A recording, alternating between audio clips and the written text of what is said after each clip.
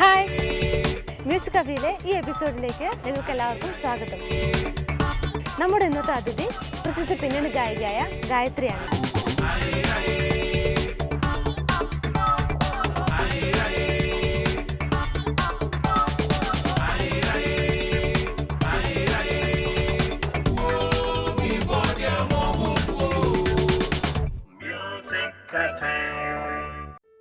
ഗായത്രി ചേച്ചിക്ക് മ്യൂസിക് കഫേയിലേക്ക് സ്വാഗതം. Thank you. ചേച്ചിയുടെ വീട്ടിൽ ആരൊക്കെ ഉണ്ട്? അച്ഛൻ അമ്മ രണ്ടുപേരും ഡോക്ടേഴ്സാണ്. അച്ഛനും അമ്മയും? എൻ്റെ ഹസ്ബൻഡ് ഡെൻറ്റിസ്റ്റാണ്. ഡെന്റിസ്റ്റ്. അനിയൻ സോഫ്റ്റ്വെയർ എഞ്ചിനീയർ. അതെ അല്ലേ. ചേച്ചി ജെൻസ് വളർന്നൊക്കെ എവിടെയാണ്? തൃശ്ശൂരാണ് ജന്മനാട്. പിന്നെ കുറേ സ്ഥലങ്ങളിൽ പഠിച്ചിട്ടുണ്ട്. ട്രിവാൻഡ്രം, കാലിക്കറ്റ്. ട്രാൻസ്ഫർ കിട്ടി. ഹസ്ബൻഡിൻ്റെ വീട്ടിൽ ഇൻലോസ് അച്ഛനും അമ്മയുണ്ട്. എല്ലാവരും ഒരുമിച്ച് ഫാമിലി ആയിട്ട്? ബ്രദറും സിസ്റ്ററും വേറെയാണ് താമസിക്കുന്നത്. പേരൻസിന്. ചേച്ചി സ്കൂളിംഗ് ഒക്കെ എവിടെയായിരുന്നു? സ്കൂളിങ് കുറേ സ്ഥലങ്ങളിൽ പഠിച്ചിട്ടുണ്ട്. ഒരു 7 സ്കൂളിൽ പഠിച്ചിട്ടുണ്ട്. പിന്നെ ഞാൻ വേൾഡ് റെക്കോർഡാണ്. തൃശ്ശൂർ, കോഴിക്കോട്, ട്രിവാൻഡ്രം, ഒരുപാട്. പാട്ട് പഠിക്കാൻ തുടങ്ങിയ എത്ര വയസ്സ് മുതലാണ്? പാട്ട് ചെറുപ്പം തൊട്ടേ പാട്ട് പഠിച്ചിട്ടുണ്ട്. കാരണം എൻ്റെ അമ്മൂമ്മ മ്യൂസിക് ടീച്ചറായിരുന്നു. വല്യമ്മ വീണ പ്രൊഫസറായിരുന്നു. അപ്പം അമ്മയുടെ വീട്ടിലെല്ലാവരും പാടും. അപ്പം അതുകൊണ്ട് ആ ഒരു എന്താ പറയുക സംസ്കാരം ഉണ്ടായിരുന്നു. ചെറുപ്പത്തിലെ കർണാടക പഠിച്ചിട്ടുണ്ട്. കർണാടകയാണ് സ്റ്റാർട്ട്. ആദ്യ ഗുരു ആരായിരുന്നു? ആദ്യ ഗുരു മങ്ങാട് നട. കുറേ സാർമാരടുത്തും കുറേ ഗുരുക്കന്മാരടുത്തും പഠിച്ചിട്ടുണ്ട്. എനിക്ക് സ്ട്രോങ് ബേസ് കിട്ടിയത് നെടുമങ്ങാട് ശശിധരൻ നായർ സാറ്, പിന്നെ മങ്ങാട് നടേശൻ സാറ്, പിന്നെ വാമനൻ നമ്പൂരി സാർ. ഇവർ 3 പേരാണ് കർണാടകയിൽ. സ്റ്റാർട്ടിങ് കർണാടക. സ്കൂളിൽ മുതലേ ഈ കോമ്പറ്റീഷനൊക്കെ കോമ്പറ്റീഷനൊക്കെ പങ്കെടുക്കുമായിരുന്നു. പ്രൈസസും കിട്ടാറുണ്ടായിരുന്നു.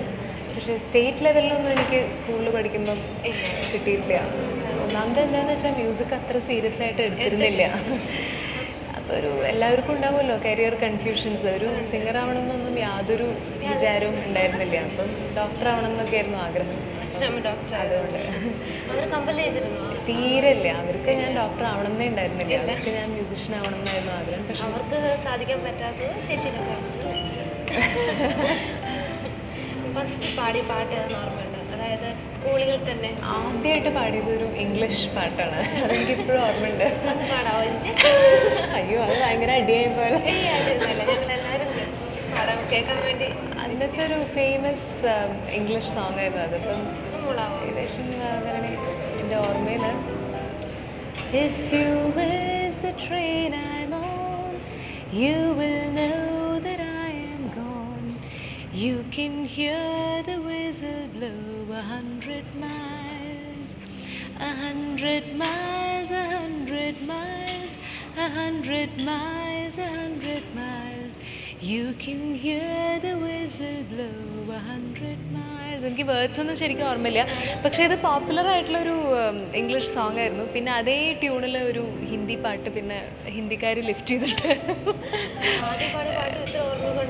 ഓർമ്മയുണ്ട്. കഷ്ടി അതായിരുന്നു ഫസ്റ്റ് എൻ്റെ ഓർമ്മ. ഞാൻ 3ാം ക്ലാസ് തൊട്ട് പഠിക്കുമ്പോൾ സ്റ്റേജിൽ പാടി. 3ാം ക്ലാസ്സിലായിരുന്നു ഫസ്റ്റ് അല്ലേ? പിന്നെ ഈ സ്കൂളിൽ പഠിച്ചുകൊണ്ടിരിക്കുമ്പോൾ തന്നെ മ്യൂസിക്കിലല്ലാതെ വേറെ ഏതെങ്കിലും ഫീൽഡിലേക്ക് ഒന്ന് കടത്തി നോക്കിയിട്ടുണ്ടോ? ഇഷ്ടം പോലെ. സത്യം പറഞ്ഞു കഴിഞ്ഞാൽ ഇല്ലാത്ത ഫീൽഡ് ഉണ്ടായിരുന്നില്ല. ഇംഗ്ലീഷ് റെസിറ്റേഷൻ, ഇംഗ്ലീഷ് ഡ്രാമ, അതിലൊക്കെ ഉണ്ടായിരുന്നു. കാസ്പർ എന്ന് പറഞ്ഞിട്ടുള്ള ഒരു കാർട്ടൂൺ ക്യാരക്ടറില്ലേ, ഒരു വൈറ്റ് ഭൂതം, അതിൻ്റെ റോള് ഒക്കെ എന്താ പറയുക ഒരുപാട് ആക്ടിവിറ്റീസിലുണ്ടായിരുന്നു. Mainly drama. തിയേറ്ററിൽ ഭയങ്കരമായിട്ടുണ്ടായിരുന്നു. അത് വലിയ ഇഷ്ടമായിരുന്നു. അഭിനയിക്കാൻ ഉണ്ടായിരുന്നു. പിന്നെ ഡാൻസ് തീരെ പോരാ. ഡാൻസ് പഠിക്കാനൊക്കെ ശ്രമിച്ചു. പക്ഷെ ഡാൻസിനുള്ള കഴിവൊന്നും ഇല്ല എന്നുള്ള മനസ്സിലായി. ചിത്രം വരെ ഉണ്ടായിരുന്നു. കോമ്പറ്റീഷൻ. അതിന് ഒരുവിധം എന്താ പറയുക പെയിൻറ്റിങ് കോമ്പറ്റീഷൻസിലൊക്കെ പോയിരുന്നു. പിന്നെ സ്പോർട്സിലൊക്കെ ഒന്ന് നടത്തി വെച്ചിട്ടുണ്ടോ? സ്പോർട്സും വലിയ ഗുണമില്ല. ലോങ് ജമ്പ് ഇഷ്ടമായിരുന്നു. ബാഡ്മിൻ്റൺ സ്ഥിരമായിട്ട് കളിച്ചിരുന്നു. അല്ലാണ്ട് പക്ഷെ കോമ്പറ്റീഷൻസിന് പോകാൻ മാത്രമൊന്നും സ്പോർട്സിൽ അതിന് മാത്രമൊന്നുമില്ല. സ്റ്റേജ് പെർഫോമൻസിനൊക്കെ പോകുമായിരുന്നു? അങ്ങനെ കാര്യമായിട്ടൊന്നുമില്ല. കാരണം എന്ന് വെച്ചാൽ മെയിൻലി സ്കൂൾ കോമ്പറ്റീഷൻസിനൊക്കെ വരുന്നത്. ഞങ്ങളുടെ ഒരു ഗ്രൂപ്പ് ഉണ്ടായിരുന്നു, ഒരു മ്യൂസിക് ഗ്രൂപ്പ്. അതിന് എന്താ പറയുക ഗ്രൂപ്പ് മ്യൂസിക്കൊക്കെ ഉണ്ടല്ലോ അന്ന്. അതിന് ഡിസ്ട്രിക്ട് ലെവലിൽ സ്ഥിരം ഞങ്ങൾക്കായിരുന്നു ഫസ്റ്റ് കിട്ടിയിരുന്നത്. ഞങ്ങളുടെ ഒരു കൊയർ ഒരു ഗ്രൂപ്പ് ഉണ്ടായിരുന്നു.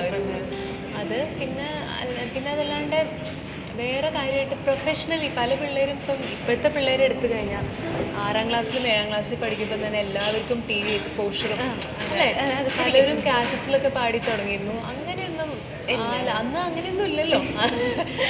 അന്നത്തെ കാലത്ത് ഈ ടി വിയും ഇതൊന്നും ഇല്ല. അപ്പം അങ്ങനത്തെ ഒരു മീഡിയ എക്സ്പോഷറോ അതൊന്നും ഇല്ല.